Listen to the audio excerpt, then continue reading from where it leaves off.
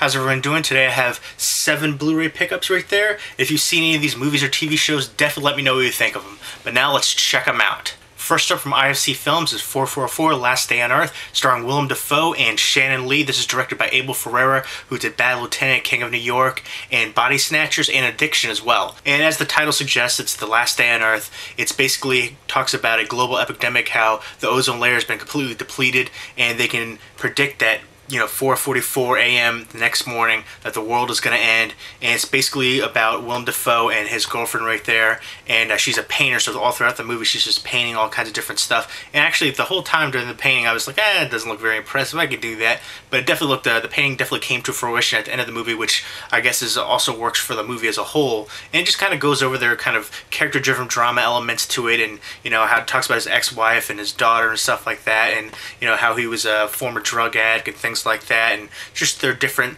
issues and their relationship. And it shows a lot of archival footage from around the world, and shows like the Dalai Lama talking, and different spiritualist people and different news anchors and stuff like that. So I was expecting a little bit more from it. It just didn't really have a big effect. I was just watching it, just kind of going through the paces, going through the motions. It does have some good drama elements to it, but just kind of felt like it was just a little lackluster for me personally. I saw the trailer a while back and I was really intrigued from the trailer, but the best scenes of the movie are in the trailer, and there's not too much else in here really. There's, like I said, there's a lot of archival footage. There's a lot of scenes of just them sitting around. There's a little bit of nudity as well. There's some sex scenes and stuff like that. But for the last day on Earth, I was expecting a little bit more. There's a poignant scene at one point where one of the neighbors kind of like jumps off the building and stuff and commits suicide because I guess she just can't deal with it. But besides that, there's really not a lot of poignant moments. I mean, there's, like I said, there's some character-driven drama aspects, but I don't know, it just felt like there's something missing to me. I was expecting a little bit more. I kind of wish there was a little bit more explanation about the whole, the global catastrophe with the ozone layer depleting and everything like that, and I just wanted a little bit more from that as well. And there's some tender moments as well, but overall I would say this movie is just about average. It wasn't anything that I would say go rush out and see, but if you're a big Willem Dafoe fan and you're into kind of apocalyptic kind of movies or doomsday kind of movies like this, I would say, give it a watch, but it's nothing you need to run out and see. And next up is the 2012 horror movie ATM, also from IFC Films. Now, I really loved this movie up until the ending. The ending felt like such a cop-out to me, but it has a great premise. It's very simple, and it definitely works as well. But I just wanted a little bit more from that ending. It's basically these 3 people right here. They're all at work together in an office building. It's her last day, and he has a crush on her, and he decides, like, I'll take you back home, because she's waiting for a cab, and it's, it's freezing out. It's right after their holiday party, and this guy's the friend. He's kind of like obnoxious and annoying, and he decides to, hitch a ride back with him as well. And he wanted to drink and stuff, and wanted him to be the designated driver and stuff like that. So, of course, on the way, he's like, oh, can I stop by the ATM? I want a hamburger, but I need to get some money out first. So they, reluctantly they stop at the ATM, and then from there, things get crazy. They're in the ATM, and they see this guy outside. He's just standing there in this, like, hoodie, the parka right there, and he's just standing there, and then as soon as they step out, he gets closer, so they get freaked out, and they, decide to stay inside the ATM, the little kiosk, and then they see somebody off to the side, and he basically goes up to them and kills that guy. And so, obviously they're like, well, this is ridiculous, we're going to stay in here, and they want to contact the police, but the guy's cell phone's in the car,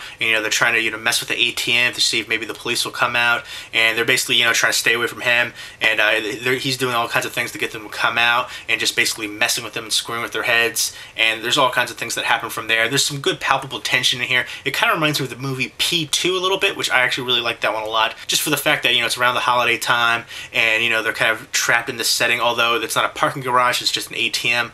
But it's actually a very simplistic plot, but it definitely works. And I thought the guy was creepy, but I just wanted a little bit more from that ending. But it definitely still works, and it's definitely one I would say check out if you're into horror thriller movies. I would give it about a 7 out of 10. It's basically a fight for survival, and there's some good crazy over-the-top moments, and some bloody scenes as well, and some psychological aspects to the movie too.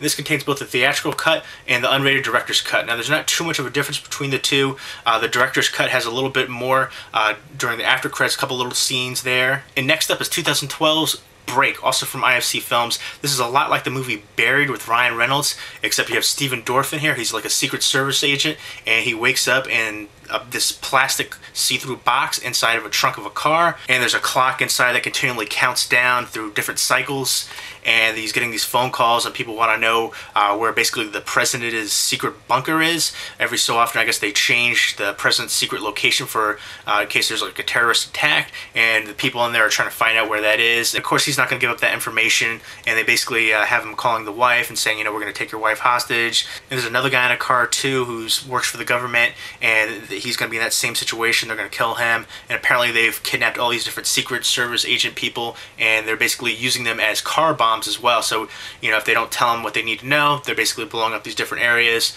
and trying to find out where the president is. And so basically Steven Dorff has to just figure out a way to get out of the box and see if he can communicate to other people in the government and trying to help them find him before the car bomb is detonated with him inside of it. It definitely has some palpable tension in it and some good acting, and I think people will enjoy this one a lot more than Buried. While I like Buried, I know a lot of people didn't care for it, but this one is the same kind of formula, except I think it gives the audience a little bit more.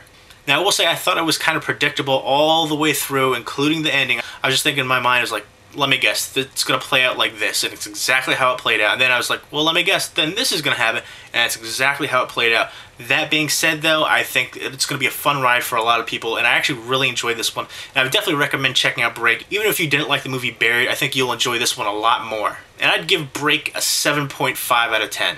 And next up from MPI Media Group is Fightville. And if you're into MMA, I think you'll definitely enjoy Fightville. It's basically a documentary following two different MMA fighters, kind of UFC style. And they even have Tim Crater, a former UFC fighter, in here. He's the owner of this gym, and he's training some of these guys. And it has some great drama in here. It definitely is very moving, and it basically follows these two athletes, Dustin Poirier and Albert Steinbeck, and just their trial and tribulations through their fights and the personal lives and drama like that. And it kind of gives some backstory for both of them. And like I said, if you're into MMA or just fighting documentaries and stuff like that, if you like the movie Warrior, I would say check this one out. I think it has some great drama in here that people will really appreciate. And it's definitely, I really enjoyed the way that it ended up going, and it's definitely one I would say check out if you're into those types of films. I would give Fightville an 8 out of 10. I really enjoyed this one. And next up from Kino Classics is Derek Jarman's The Last of England. Now, this is a non-narrative film. It's kind of experimental. All these kinds of different scenes are going on. There's some poetry verses in the beginning, and from there there's just all kinds of crazy scenes. But it's basically a social commentary on the decline of the country of England while Margaret Thatcher is Prime Minister. And it just shows all these different crazy scenes of people throwing rocks. There's tons of craziness. You have Tilda Swinton right here, where she's trying to tear off her dress for about 10 minutes unsuccessfully while she's trying to use scissors, and it's trying to be all artistic. And there's scenes where there's a guy dressed up in a military uniform with a ski mask on, and there's another guy with a tie on. He takes his clothes and they have sex, and there's another guy just like naked running around throwing stuff around in a garbage dump. And in the beginning of the scene, there's another guy where he has sex with a painting. It looks like a painting with a male. So there's kind of a lot of homoerotic subtext in here as well. Like I said, there's a bunch of clips that are just kind of intertwined together. They don't really function well together, but like I said, it has the kind of experimental vibe to it. It has some of the director's personal home videos, I believe, in here as well. So you see like scenes from little kids, and then you cut to another scene in black and white with a guy shooting up. So there's drug use, there's some male nudity, there's people throwing stuff around in dumps, and it looks like there's some riots and stuff like that. And then you cut to little kids running around on a farm and stuff like that. For me personally, I guess there's people that are going to feel more in tune to it because they feel like they really understand England and what it went through during Margaret Thatcher's time as Prime Minister, and how it could really have affected them personally. But it just didn't work. It just felt like a muddled mess. I'm really surprised at all the great reviews for this movie. It's definitely not one I would personally recommend unless you're really into kind of experimental artistic movies that don't have much narration to it at all. There's a couple scenes, like I said in the beginning and towards the end, that have some poetry, but besides that, there's really no dialogue. There's another scene too where it sounds like there's doing like a Third Reich rally. Sounds like some Hitler kind of stuff going on. It definitely has some bizarre imagery, and it just didn't flow fluidly for me personally. But then again, if you're into really experimental films, maybe give it a chance. But for me, I just didn't really enjoy this one. I would give it a 3 out of 10. That's being generous. And next up is The Prisoner, and this aired from 1967 to 1968. This is from A&E Home Entertainment, and basically this is kind of a mystery action sci-fi elements in here as well. Some really interesting. I like the rover, that little bouncing ball. I thought that was very interesting. But basically, Patrick McGoohan right here, he plays number 6. He's a Secret Service agent, and he decides he wants to get out and retire. And he retires, but he goes back to his home. And when he wakes up, he's on this secret island location, and nobody will tell him what's going on. But they want to find out why he retired. Was he going to, trade secrets? Was he going to defect? Was he going to become a spy? Things like that. And this whole time, they're just asking him why, and they won't let him go. So he's trapped in this island. There's this whole group of people. It's like the secret society, and all throughout the series, the different characters happen. Like there's a new number 2 every episode. There's new people every episode, and it's actually it's dated, but it still works. I know recently they tried to do a remake of this TV show with Jim Caviezel, and that was very short-lived. It didn't get good reviews. I didn't see that one personally, but I still enjoy this one, even though it is a tad dated. Like I said, it definitely has some sci-fi elements with the rover, this big bouncing ball that if you try to escape, it'll come out of nowhere and catch up to you no matter how fast you're going, and basically incapacitate you, and they'll be able to take you back and just hold you captive essentially. But it's basically a lot of paranoia. He's trying to escape. He doesn't know who to trust, and it's actually really intriguing. It has some great character-driven drama elements to it as well, and it's definitely a great release by A&E. The complete series, 5 discs in total.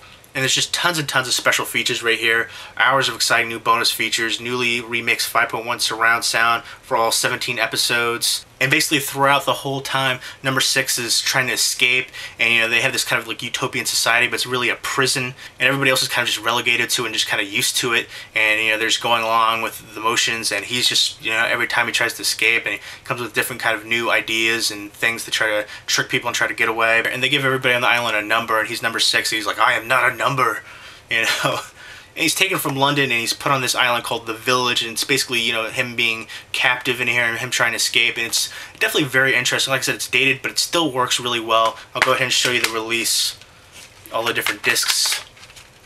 And there's an advertisement for the new Prisoner miniseries that didn't do too well. And then over here inside, it talks about the contents of each disc, and then has the nice swing trays.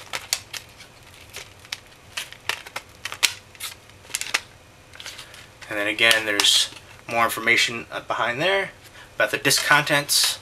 Definitely a classic show and a great release by A&E Home Entertainment. And next up from the History Channel is Ancient Aliens Season 1. And I was really looking forward to this. I always love aliens and things dealing with that, so I was really intrigued by this one. But basically, there's a lot of stresses on here. There's a lot of reaches on here. I was just, the whole time, I was just thinking, really? You're gonna pull that out of there? You're just gonna, that's what you're gonna go with? There's so much just reaching.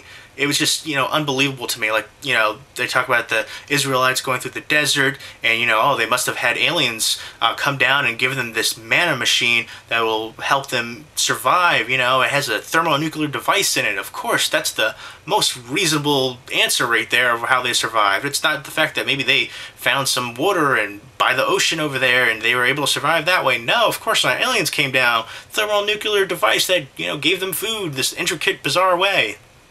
There's lots of stuff like that where, how did the Egyptians make these pyramids? They could have done it for months and years at a time chiseling. They must have had help from aliens. All these secret tools that came down from aliens. No, they probably did take months to years to do these kinds of things. They had slaves. That's the way things were done back then. Well, like I said, there's a ton of reaching. Most of this is just really just far-reaching. I was really kind of disappointed, honestly. However, there are some kind of poignant messages that they point out, like how all these different civilizations, all over the world, so far away, how they're able to have very similar architect and things like that. There's some questions that probably are never going to be answered, but it's a good release by the History Channel. It has all 5 episodes of Season 1 right there. And I'll go ahead and show you the disc artwork. Right there, disc 1, disc 2, and disc 3. And the bonus feature is the History Special, Ancient Aliens, Chariots, Gods, and Beyond. And let me know, do you guys believe in aliens, and do you think aliens came all throughout history and helped people out? Are there time travelers, or are these aliens actually us from the future, time traveling back in the past? But let me know what you guys think. Are there aliens out there? Are there UFOs out there? Are people being abducted? Even though there was some reaching, there were definitely some poignant parts that I did enjoy, and I'm looking forward to checking out more of Ancient Aliens, because it definitely gives you a lot to think about as well. So there you go, there are my 7 Blu-ray pickups. If you've seen any of these movies or TV shows, definitely let me know what you think of them. Leave me a comment or video response down below. Hope everyone's doing well. Take care.